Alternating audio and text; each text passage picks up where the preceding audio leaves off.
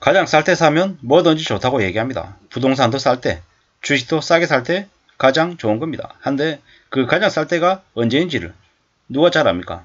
잘 알 수 없습니다. 그렇기 때문에 우리는 공부를 하는 겁니다. 그리고 과거를 살펴봅니다.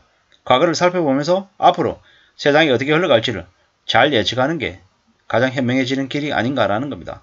정답이 정해져 있다. 이런 것들은 안 믿는 게 좋습니다. 세상은 언제든지 변화무쌍하고 내가 생각하는 대로 흘러가지 않습니다. 내가 흘러가는 대로 착착 맞아 떨어진다 그러면 내가 생각하는 게 맞구나라고 하면서 확신을 가지고 점점 더 자신감을 갖는 것도 조금은 우려스러운 모습이다라는 말씀을 드리고 싶습니다. 어느 누구도 가장 쌀 때를 알 수는 없습니다. 어느 정도 싸다. 요 정도를 이제 느끼는 거죠. 주택구입 부담지수 지금 현재 200을 넘잖아요. 서울 부동산 기준으로. 저게 100 이하가 떨어지면 부동산을 사야 되는 시기구나. 150이 넘어가고 180이 되고 200이 넘어가면 집은 쳐다도 보지 말아야 되겠구나. 이렇게 생각해야죠. 주식은요. 금리가 계속 올라가면 금리가 가파르게 올라 있으면 주가는 내려갈 수밖에 없습니다. 그럴 때 금리가 미친듯이 높아져 있을 때 더 이상 이제 금리 안 오를 거야. 이런 생각이 들 때 주식을 조용히 살 시기가 아닌가라는 거죠. 함부로 남들이 우르르 몰려가고 줄 서 있고 땡깡 뿌리고 소리 지르는 그런 데는 안 가는 게 좋죠. 그런 곳에서 내가 먹을 거리가 생긴다라고 보는 건 어리석은 겁니다. 조용히 아무도 모르게 가만히 앉아서 돈 버는 게 가장 낫겠다라는 겁니다. 여기에 가장 쌀 때 사면 좋죠. 근데 가장 쌀 때 정답이 정해있는 투자법이 있다. 말도 안 되는 얘기인 거죠. 투자는 모르지만 가장 중요한 건 가격이 쌀 때 사는 거. 이게 당연한 얘기인 거죠. 근데 이러한 것들을 잘 못 지키는 사람들이 많더라는 거죠. 그냥 남들한테 휩쓸려가지고 그냥 청약받으면 5억 번다 10억 번다 이 말에 넘어가서 그냥 덜컥 사는데 사는 게 그렇게 쉬운 거냐라는 거죠. 아닙니다. 절대로 쉬운 게 아닙니다. 가장 쌀 때 사라고 얘기하는데 두고 봐야 되는 거죠. 두고 봐야 됩니다.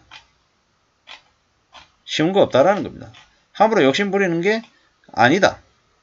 욕심 부리면 안 된다라는 말씀을 좀 드리고 싶은 겁니다. 가장 쌀 때, 가장 가격이 저렴할 때 사면 버틸 수 있는 길이 있습니다. 여유가 생길 수 있다라는 거죠.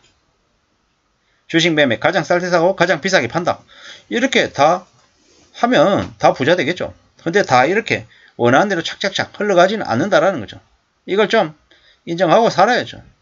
살아야 됩니다. 상대적으로 좀 가격이 괜찮다, 싸다 이러면 좀 잘 보면 되는 거죠. 집을 언제 팔까요? 세금이 가장 쌀 때. 이런가? 잘 모르겠습니다. 가장 쌀 때 사세요. 2022년 주식과 집값이 이렇게 된다 이렇게 얘기하는데 모르죠. 두고 봐야 될 얘기입니다. 확실한 건 쉽게 뭔가 이루어지지 않는다라는 거죠. 남들보다 싸게 사고 남들보다 비싸게 팔고 싶지만 과연 가능하냐라는 거죠. 타이밍이 중요하다는데 그 타이밍을 맞추는 게 정말 어렵다라는 이야기입니다. 그보다는 좀 틈틈이 자기 돈을 잘 모아놓고 원하는 기회가 왔을 때 그 기회를 잡는 결정을 할 수 있는 마음을 가지고 있는 사람이 현명한 사람이겠죠. 근데 그걸 어떻게 아냐라는 거죠. 알기 어렵다라는 말씀을 좀 드리고 싶습니다. 세상이 그렇게 쉽지 않기 때문인 거죠. 가장 쌀 때 사서 오래오래 보유하는 게 좋겠다라는 거죠. 이래저래 잘 생각해 봐야 되겠죠. 지금 한국은행의 기준금리가 10월달하고 11월달에 0.5%씩 또 올리죠. 그렇게 해서 연말 되면 3.5%가 되죠. 금리가 오르면 주가는 또 떨어집니다. 미국도 계속 올리고 한국도 계속 올리고 물가는 물가대로 미친듯이 오르고 사람들이 사는 게 힘들어가지고 지갑을 닫고 그러면 기업들의 매출은 줄어들 가능성이 더 크고 매출이 줄어들면 기업들이 고용을 줄이거나 급여를 올려줄 그런 명분이 또 낮아지는 거고 그러다 보면은 주가는 더 하락하고요. 사람들은 함부로 주식이나 부동산 투자에 못 뛰어드는 거죠. 이미 무리하게 뛰어든 이들이 물려가지고 빚져가지고 허덕이면서 사는 게 지금이잖아요.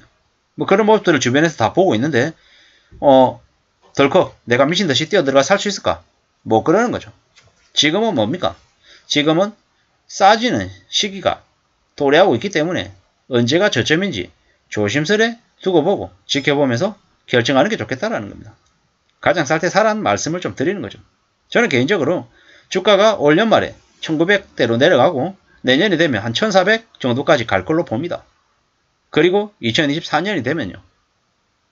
2024년에는 뭐 800, 900까지도 내려갈 수 있지 않을까 이렇게 조심스레 생각합니다. 에이 설마 그때까지 내려가겠어? 라고 하지만 지금 생각보다 빨리 가파르게 하락세를 보이고 있는 게 요즘이기 때문에 절대로 지금 들어가서는 안 된다라는 말씀을 드리고 싶고요. 최대한 기다리고 두고 보고 지켜보면서 자신의 때를 만들어야 될 것 같습니다. 가장 쌀 때 말이죠. 가장 싸게 사면 괜찮습니다. 삼성전자 우선주 지금 47,000원 이러는데 뭐 예를 들어서 한 2만원대 예를 들어 뭐 한 2만원 중후반에 사면 어떻게 됩니까? 배당 1,500 나오면 배당 수익이 한 5% 되는 거죠. 배당 수익이. 그리고 삼성화재 우선주 이런 거 있잖아요. 지금 얼마입니까? 지금 뭐 10몇만 원 하잖아요. 저는 한 9만 원에 사면 배당금 12,000원 나오잖아요. 배당 13% 받습니다. 배당 13%. GKL이 지금 뭐 14,500원 하는데요. 저거 나중에 한 만원에 사보세요.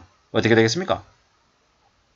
코로나 팬데믹 때문에 배당금이 안 나왔지만 뭐 내년 한 1월쯤에 뭐 용산에 카지노 새로 짓고 이러면 매출은 늘 수밖에 없습니다. 그러면 GKL이 만원에 샀는데 예를 들어서 배당 한 700원 받는다. 그럼 배당 7%인 거예요. 그럼 GKL이 나중에 이제 중국인이나 뭐 일본인 관광객들이 대거 들어오고 하면 배당을 7% 주는 걸로 700원 주는 걸로 끝날까요? 아니죠.